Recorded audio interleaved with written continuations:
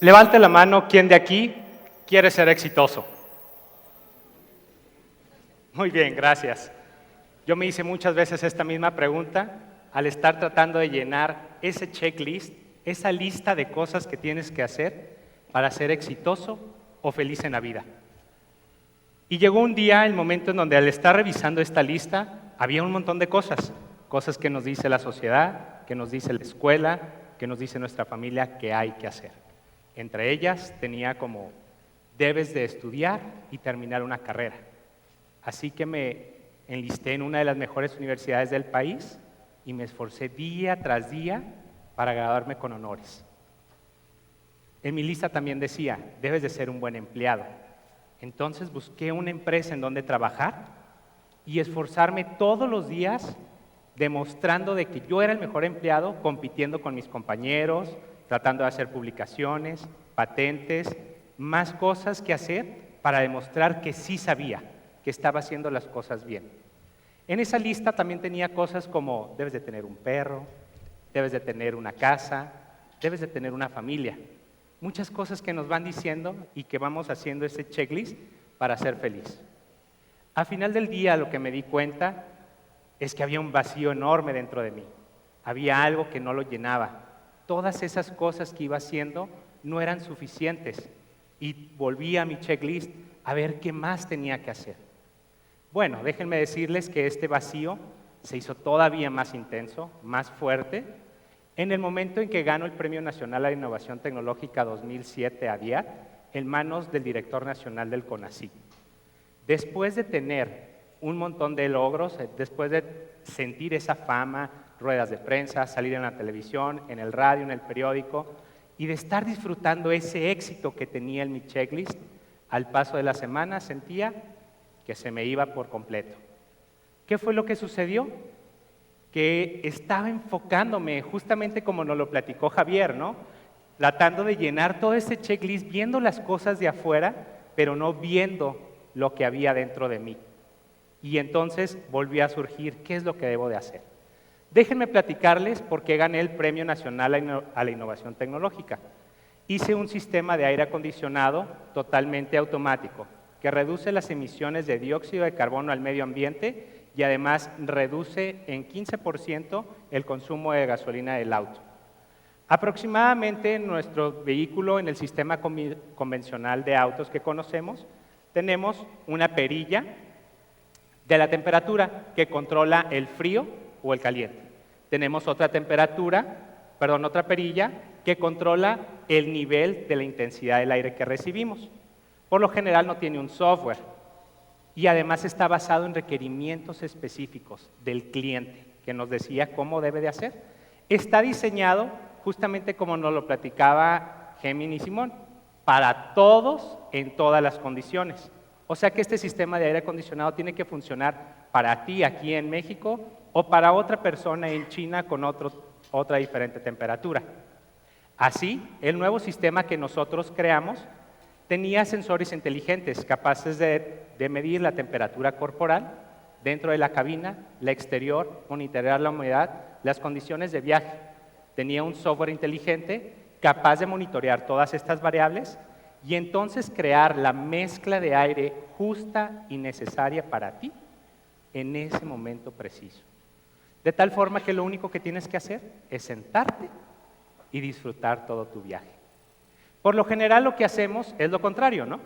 Cuando tú te subes a tu auto, lo primero que haces si tienes mucho calor es subirle la velocidad, todo lo que da, y además ponerle a la temperatura más alta.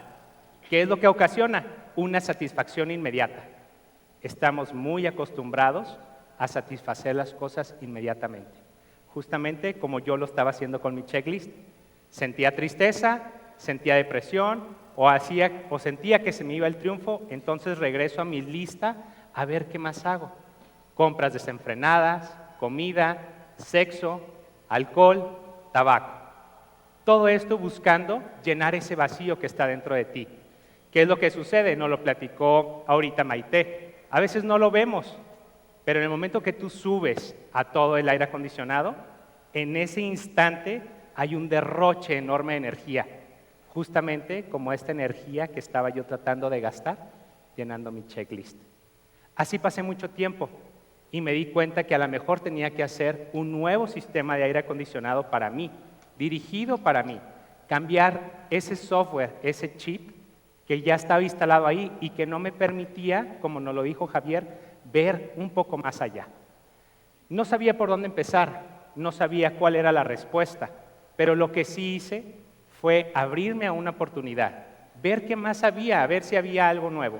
Y como azares del destino, llegó un curso de meditación a mi vida. Yo no sabía ni qué era la meditación, ni para qué servía, incluso si esto me iba a servir. Definitivamente tomé la oportunidad y aprendí a meditar.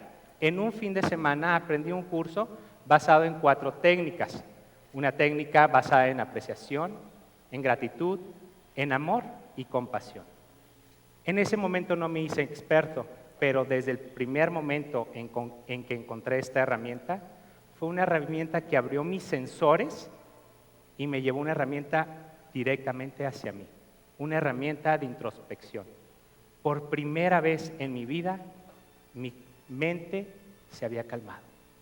Por primera vez en mi vida, ya no me interesaba llenar el checklist.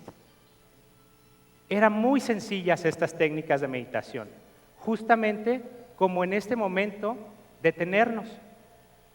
A lo mejor, si viajamos al pasado, podemos ver todas esas pláticas de TED que hemos tenido. A lo mejor si nos vamos al futuro, podríamos tener qué sigue, qué es lo que sigue después de esta plática, ¿no? Pero en ese momento lo que hice fue parar, justamente como en este momento, detenerte y entonces estar aquí, darte cuenta, como nos lo decía Javier, de qué es lo que está ahí. Darte cuenta que a lo mejor por este pequeño instante todo está bien, todo está tranquilo y en paz. Eso fue lo que empecé a experimentar por primera vez en muchos años. Me era muy conocida esta sensación, sin embargo no sabía cómo hacerlo. Como les dije, probablemente no me hice experto. Entonces decidí hacer una pausa en mi checklist. Decidí dejar todo lo que había hecho, todos esos logros, para hacerme experto en estar experimentando esta paz y hacerla permanente en mi vida.